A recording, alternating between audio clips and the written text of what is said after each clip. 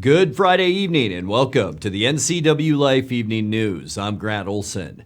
Before we get to tonight's top stories, let's take a quick look outside our weather window. And today, a lot like this whole week has been, really. We've seen a lot of clouds throughout the week, and that was no exception for our Friday afternoon with a mixture of clouds and sun. Looking down at the Wenatchee Valley from our Wenatchee Heights cross camera up that way. And thank you to Local for providing all the beautiful shots we see, not only in the evening news, but also in the morning. And as we take a look ahead, I'll tell you what, no complaints this weekend.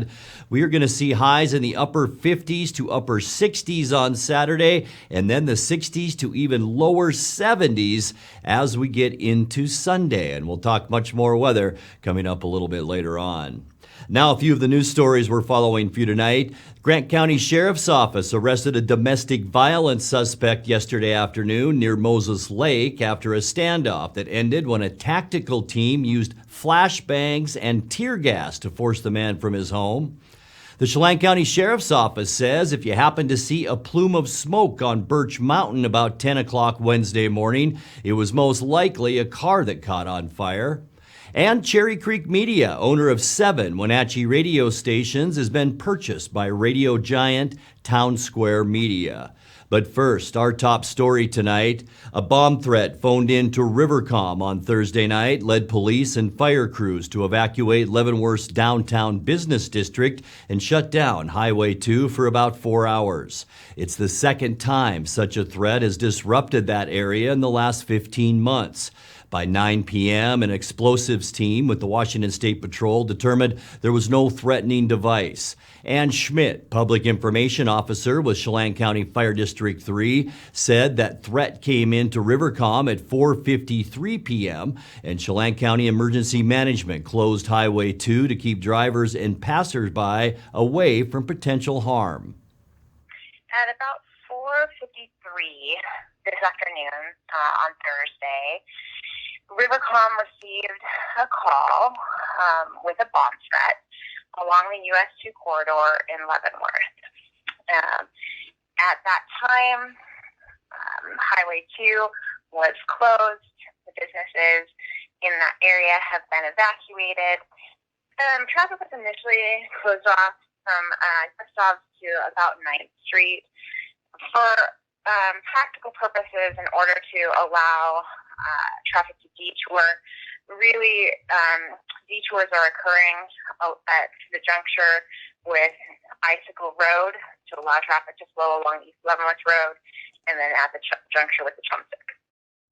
A similar evacuation and road closure happened on December 29, 2020, when a bomb threat to Rivercom targeted Leavenworth's downtown and led to a 6-hour emergency response. No explosive was found in that incident, and no arrest was made for the phony threat. Well, the Grant County Sheriff's Office arrested a domestic violence suspect yesterday afternoon near Moses Lake after a standoff that ended when a tactical team used flashbangs and tear gas to force the man from his home. Police responded to an assault report about noon in the 5000 block of Highland Road Northeast, where they reported seeing the suspect driving from the scene.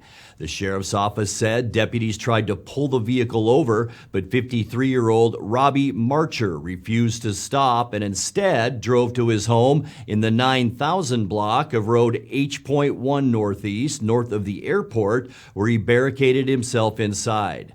Marcher has a history of violence, so the sheriff's office called in the Moses Lake Regional Tactical Response Team, and a 2-hour standoff ensued with Marcher reportedly threatening officers. After flashbang concussion device failed to force Marcher from the home, tear gas was deployed and Marcher came outside where he was arrested. The woman Marcher reportedly assaulted suffered non-life-threatening injuries. Marcher now faces charges of second-degree assault and making threats to kill law enforcement. Marcher was convicted in 2009 for a shooting that injured an off-duty Grant County Sheriff's deputy. Marcher had claimed the shooting was a hunting accident, but a jury disagreed, and he was sentenced to 5 years in prison.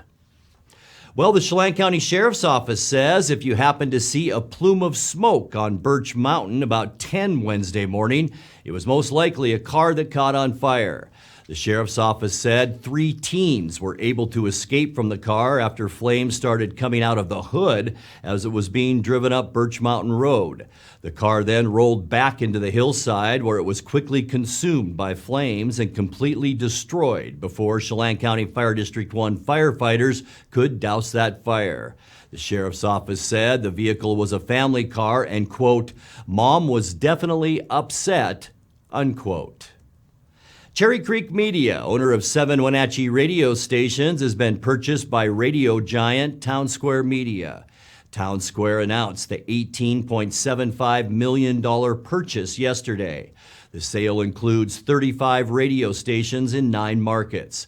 The Wenatchee stations in the deal are News Radio KPQ, All Sports 1340 The Hawk, Conservative Radio Talk 106.7, KW3, Kissin' Country, The Bridge, and the Quake music stations. Cherry Creek obtained most of those stations in 2006 when it purchased Fisher Communications. A year later, Cherry Creek bought family-owned West Coast Broadcasting, which included KPQ. Townsquare Media Chief Executive Officer Bill Wilson said the purchase is, quote, "an excellent opportunity to deploy our digital-first local media strategy across a broader footprint," unquote. When the deal is completed, Townsquare will own more than 350 radio stations in 74 cities. Well, when we come back, a contractor has removed more than 5,000 cubic yards of rock so far from the hillsides off Highway 971, South Lakeshore Road near Chelan. The Wenatchee School District has a new director of safety and security. We'll tell you who it is. The Eastmont Parks and Recreation Department is now the official owner of Cherry Hill Park. And the Chelan Douglas Land Trust wants public input about Saddle Rock, the hiking landmark that looks down over the Wenatchee Valley. I'm Grant Olson, and you're watching the NCWLIFE Evening News.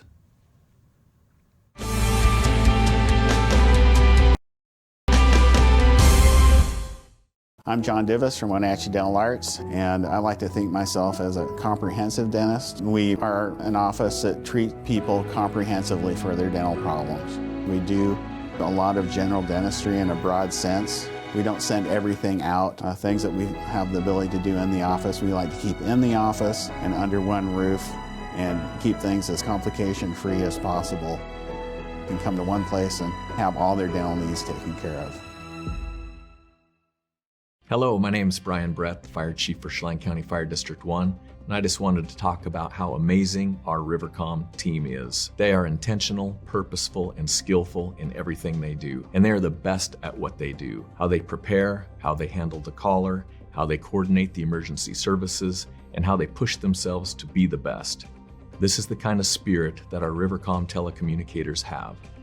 Our community needs you, we need you, we admire you, you're our lifeline.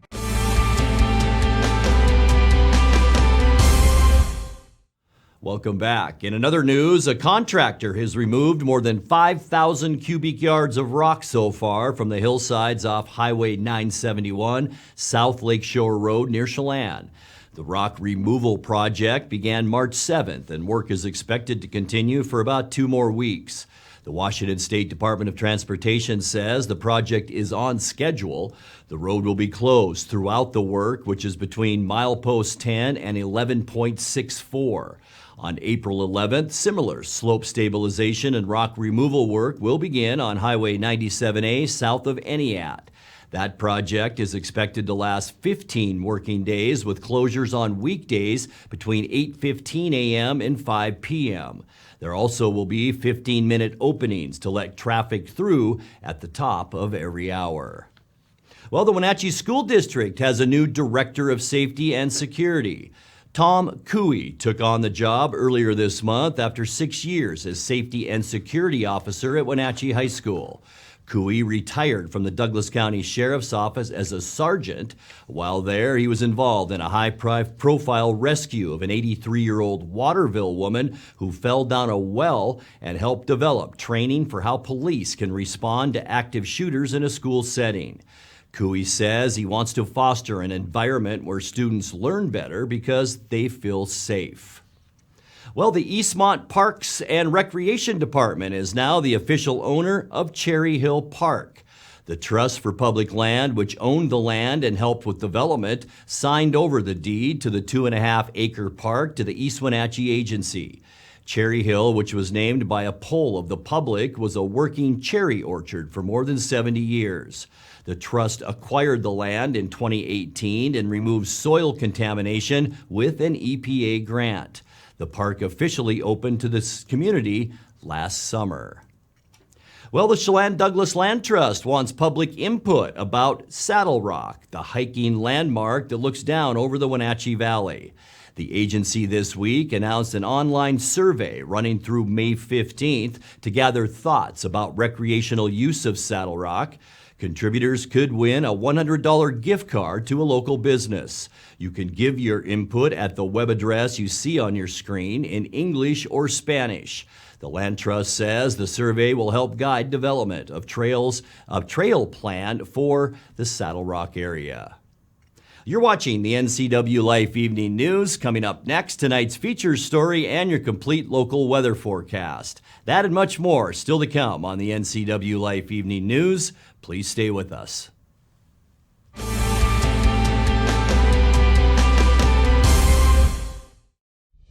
Introducing Alpine Airman. Because every home needs a superhero to eliminate poor indoor air quality, send inefficient operating equipment packing, and cut high energy bills down to size. For heating or cooling and equipment replacement, turn to the experts and the superheroes at Carrier and Alpine Air.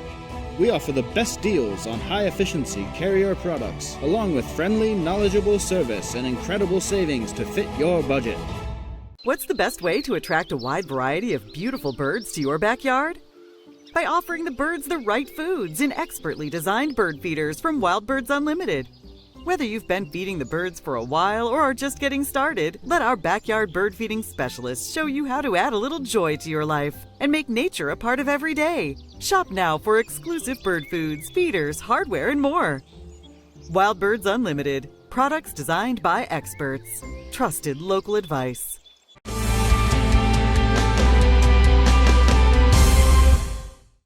Welcome back to the NCWLIFE Evening News.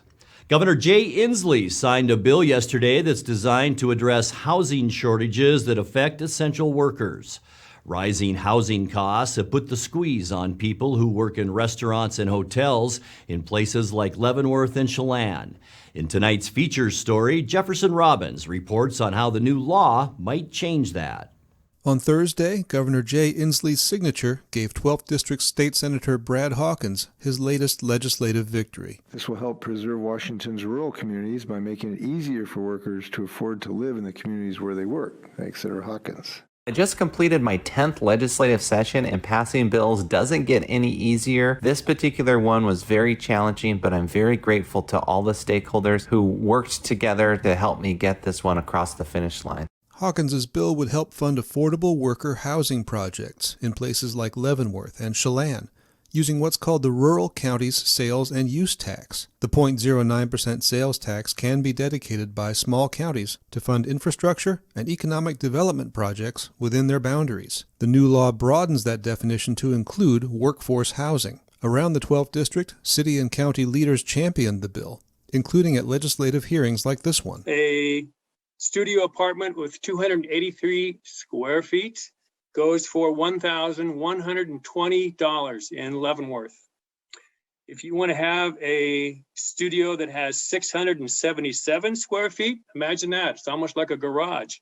You pay $1,560 a month. 20% of our homeowners in this town are cost burden, and our renters are 50% of the renters spend more than 50% of their income on housing. Chelan County plans to award roughly $2.5 million from its Rural Counties Fund over the next 3 years. But there's a catch. That revenue source is set to dry up in the year 2032. A separate bill that would have extended its life another 20 years beyond that failed to pass the legislature this year. Hawkins says he's hopeful a fix can be worked out in a future legislative session, making the rural tax available through 2054. Affordable housing has been and continues to be a major challenge in North Central Washington, and we need to figure out ways to help local governments come up with creative solutions to address the issue. Jefferson Robbins, NCWLIFE.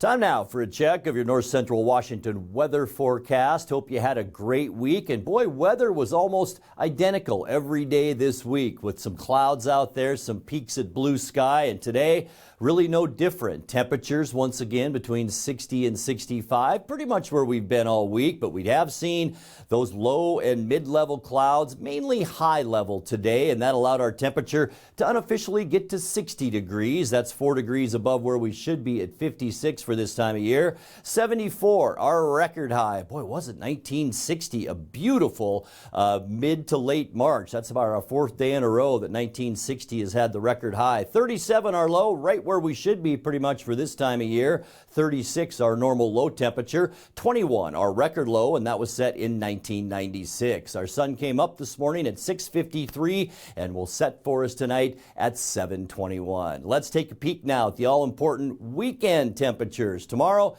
it looks beautiful. Sunday as well, which we'll get to in a second. But 64s for Moses Lake, Ephrata, and Quincy. A little bit cooler back into Ellensburg and Wenatchee, only by a degree. 63 degrees for us, and then slightly cooler as well up the Highway 97 corridor. Eniat and Chelan both checking in tomorrow at 62 degrees. Tonight, we can expect mostly cloudy skies, even though there is still a ridge of high pressure barely hanging on. A lot of clouds are coming down the side of the ridge, and now another storm system pushing some clouds our way, and that'll make for a mostly cloudy Saturday. It will be warm out there. There will be shower activity, but that'll mainly be relegated to western Washington. We will see beautiful highs tomorrow, as we mentioned, mainly in the low to mid 60s. For your Sunday, mostly cloudy and even warmer. This area of low pressure is actually the driver of the warm air moving up towards Washington State. We will see highs in the upper 60s to near 70 on Sunday, and then partly cloudy and a little bit breezy right through central Washington. Low pressure here, high pressure here, and that tightens those pressure gradients, kicking up those winds, and we'll see that Monday. For Tuesday, mostly sunny skies. Going to be a nice one. Warm afternoon temperatures with highs on Tuesday, mainly into the mid 60s. For Wednesday, a little bit of a change. Mostly cloudy skies, high pressure here, but we're also seeing a cold front lie right across Washington State. That will bring us cooler temperatures and about a 20% chance of rain on Monday, or I should say Wednesday, with highs in the upper 50s, which is about normal. And for Thursday, partly cloudy, seasonal highs. Once again, expect high temperatures mainly in the upper 50s. Taking a look now at that 7-day forecast. How about this overnight low tonight? 41, 63 tomorrow. 46, our overnight low, both Saturday and Sunday. Sunday, nice and warm. Get outside and enjoy yourselves. 67, 64 then for both Monday and Tuesday to kick off our next work week. And then just slightly cooler with possible showers, especially on Wednesday. 58 the high, and by Thursday we can expect partly cloudy skies and seasonal temperatures with highs then around 58 degrees. And that is a look at your local weather forecast. Coming up next, tonight's sports report with Eric Granstrom and more as the NCWLIFE Evening News continues right after this.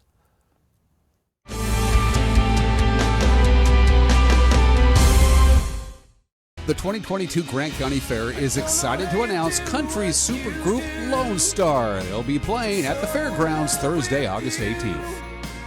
Friday, August 19th, it's Cameron Marlowe. And on Wednesday, August 17th, it's the tribute bands Jukebox Heroes, Barracuda, and Stone in Love. 3 of the premier tribute bands on the West Coast. The VIPC tickets go on sale March 11th. The Grant County Fair, August 16th through the 20th. And now it's a sports update on the NCWLIFE channel. And a happy Finally Friday to you. Gonzaga had another slow start in the first half and couldn't make up for it this time, falling to Arkansas in the Sweet 16. 74-68 the final last night.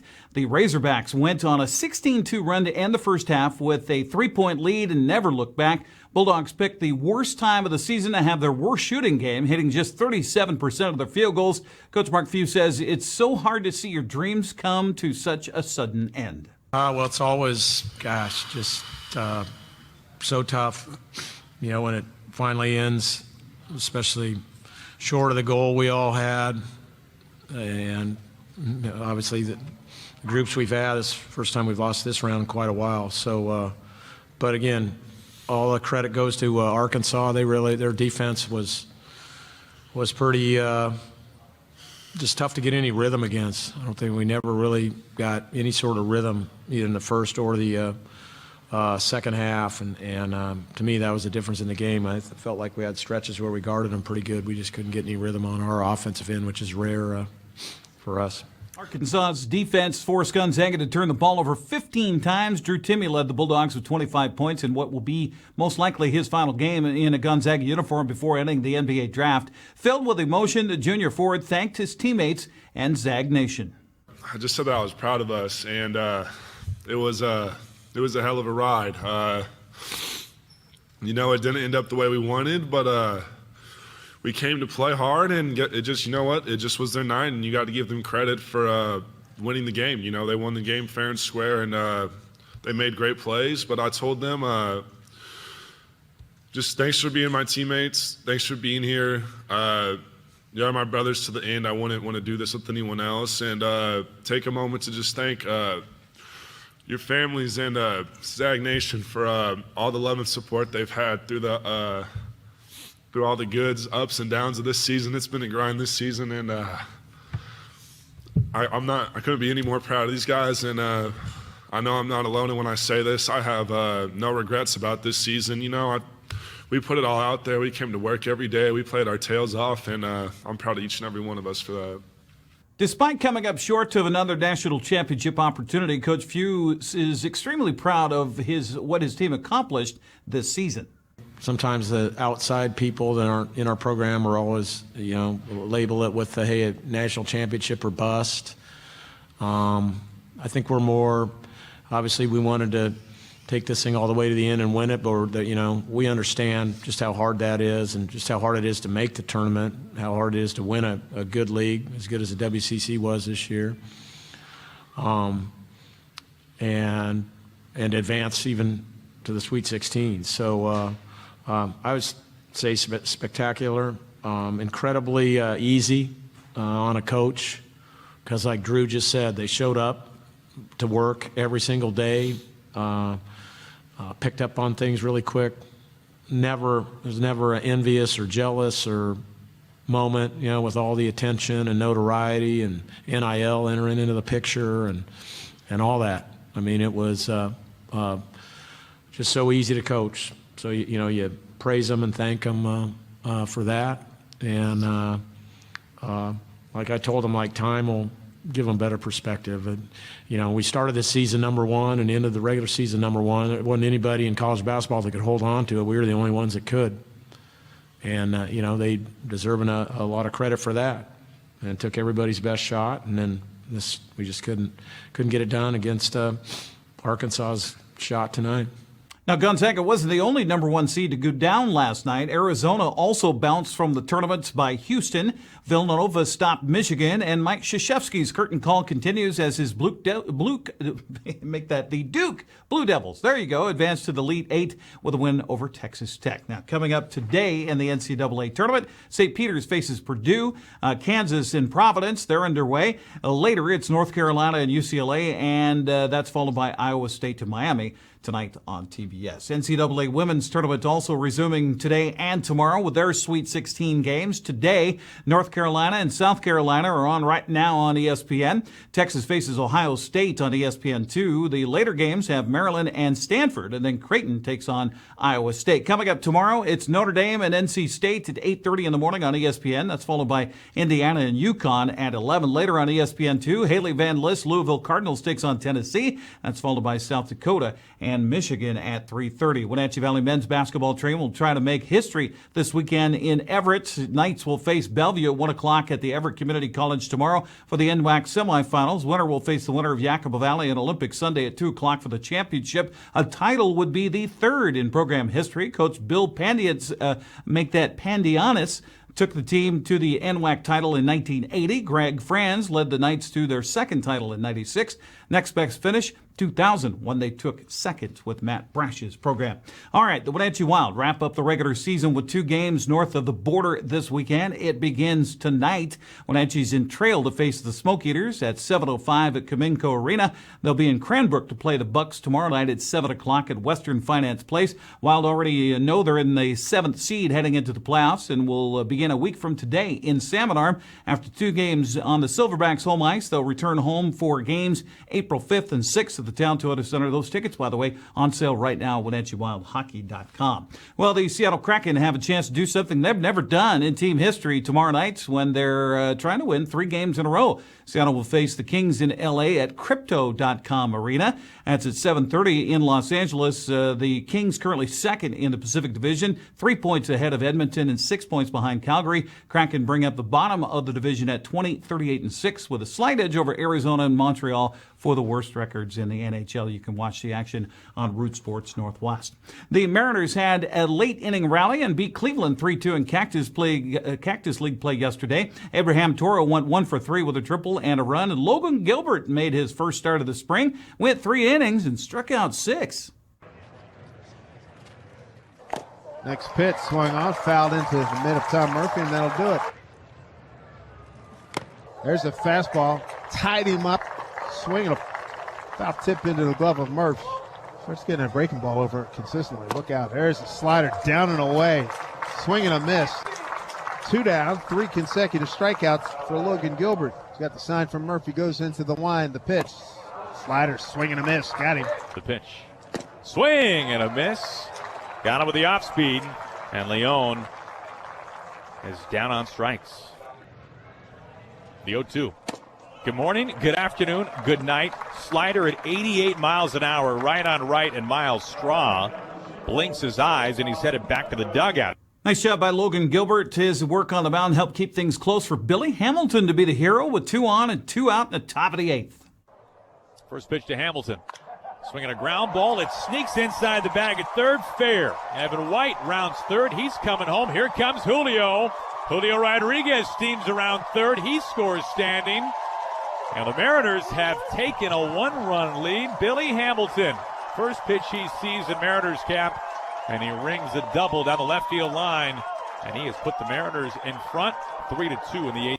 Mariners back in Peoria tonight to face the White Sox at 6:40. There's a lot more on our website. Go to NCWLIFE.com. That's a look at sports news. Have a great weekend. See you for lacrosse tomorrow. See you on Monday. Be safe and sane. Grant, back to you. Thanks a bunch, Eric. And now let's check in with Dan Kuntz for a look at what's coming up Monday morning on Wake Up Wenatchee Valley. Dan?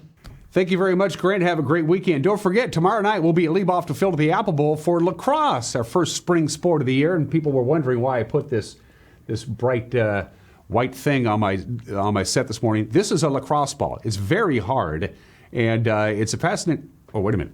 This is the lacrosse ball here. We got lacrosse tomorrow night. Looking forward to that. Have a great weekend. Enjoy the cloudy but mild weather, and we will see you Monday. Grant, back to you.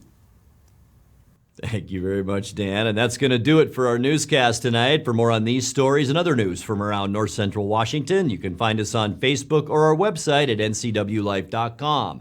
And remember, if you see news happening, we'd like to hear from you. You can send us an email at news@ncwlife.com or give us a call at 888-NCWL. That's 888-6295.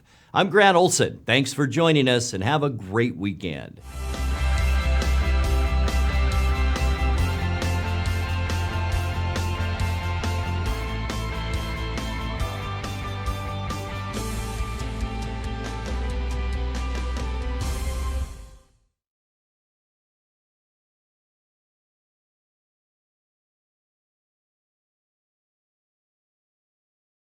NCWLIFE really does a great job of exposing our brand. It's a little scary at first, right? You're just throwing money out there hoping it comes back. and to see those results come back through and see people walk through the door and say, hey, saw your TV advertisement. Those are the kinds of things that you see the return on. And when you look at the cost spent, you know you're making a return on it. There's a huge market here and market potential, and they are a great avenue for that.